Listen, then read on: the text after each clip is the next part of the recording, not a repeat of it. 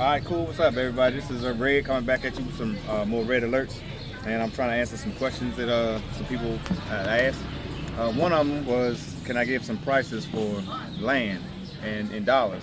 And it all depends on the size of the piece of land you want or the lot, and it varies. I know a guy who bought a piece of land for $11,000 US, but you know it's close to 12,000 square feet.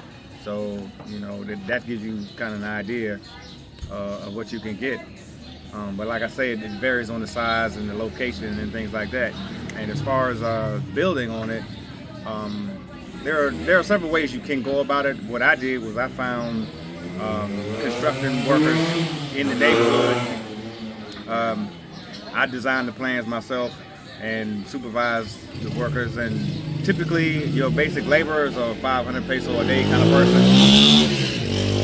and for someone who's more skilled like a maestro, they are 1,000 pesos per day. So you can go the route and hire somebody, but you're gonna pay more. But in all these neighborhoods, there's always somebody who knows construction and knows businesses, and you can skirt some of that overhead by going and seeking them, and it helps in the long run because that's more money in your pocket after that. Other than that, I'm out here chilling with my man Marcus at this little bar. Yo, okay. I got a question. Like, could you touch on if it's any permits required, or like did you answer that question already? I'm not sure. No, you have to go through, when you first purchase, you have to pay a one-time tax, and then after that, and then there's some permits that you need to get. We don't need to get, but there's a permit that you can get for your workers. In case anybody gets hurt, you're not liable, and they'll get paid from a foundation that's set up for that. But other than that, they don't have a building code, so if you can imagine it, you can dream it. As long as you got the money, it can go up. Wow. So it doesn't really make a difference.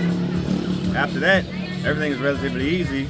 I'd recommend that if you're not here, then you have somebody who does live here to supervise the construction, on a day-to-day basis, because just like they say, when the cat's away, the mouse will play. Right. So you want people to be working when they're supposed to be working. And I left for about 9 months, and I had a guy supervising, and it went smoothly. But other than that, I was out there, from 8 o'clock to 5 or 6 in the evening, making sure they was on it. I don't want to see you over here sitting around. Yeah. And you can cut other costs out by, I would go and buy lunch for the guys, so they could just eat on the site, instead of them walking off and going somewhere, because who knows when they're gonna come back. Excuse me. So that's how that whole experience went. I mean, it was relatively smooth and headache free, other than being out there every day. But other than that, everything is fine now. I mean,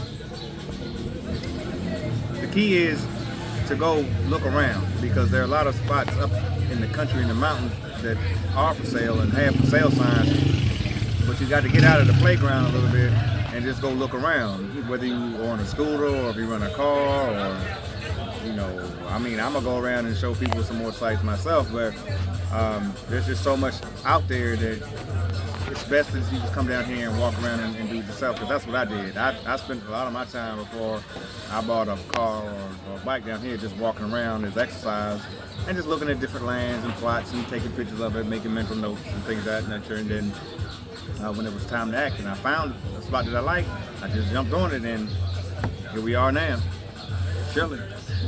That's what's up, man. I appreciate the info. Yeah, anytime. I'll be back.